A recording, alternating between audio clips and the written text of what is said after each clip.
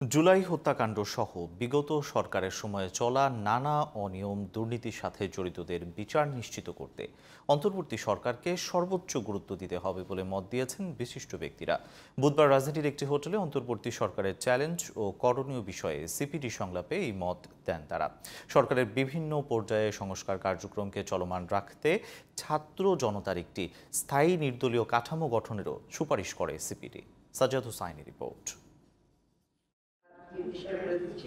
অন্তর্বর্তী সরকারের চ্যালেঞ্জ ও করণীয় নাগরিক ভাবনা বিষয়ে বেসরকারি গবেষণা সংস্থা সেন্টার ফর পলিসি ডায়ালগ সিপিডির এই সংলাপে অংশ নেন সুশীল সমাজের প্রতিনিধি, ব্যবসায়ী, শিক্ষাবিদ, এনজিও কর্মী সহ বিভিন্ন শ্রেণী পেশার মানুষ।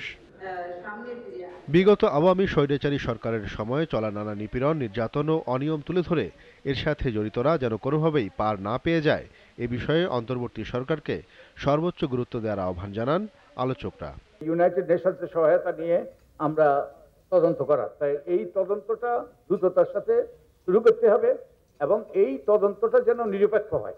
আমরা শুধু একটা আয়নাঘরের পরিচয় জানি, বাংলাদেশে আর কোথায় কতগুলো আয়নাঘর আছে, আদৌ আছে কিনা, এই তদন্তগুলো কে করবে?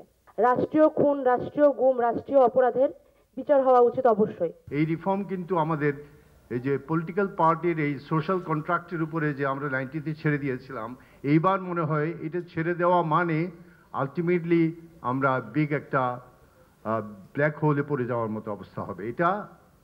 এই অপরচুনিটি মিস করা যাবে না।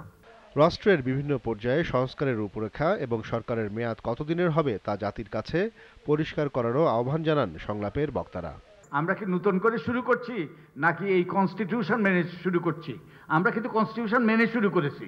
তা আমরা যদি কনস্টিটিউশন বাতিল করে এবং আমরা যদি নতুন করে শুরু করতে হয়, একটু দেরি হয়ে গিয়েছে, কিন্তু ইটস নেভার টু লেট। আমাদের সিভিল সার্ভেন্টরা মনে করেন ওনারা মাস্টার, আর 18 কোটি মানুষ উই আর স্লেভস।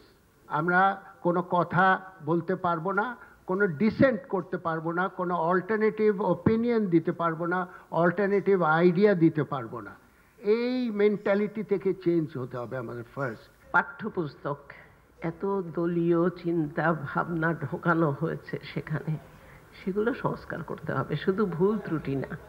শুধু সাময়িক সংস্কার নয়, এ ধারাকে টেকসই করতে ছাত্র জনতার সমন্বয়ে একটি স্থায়ী কাঠামো গঠনের সুপারিশ করা হয় সিপিডির পক্ষ থেকে।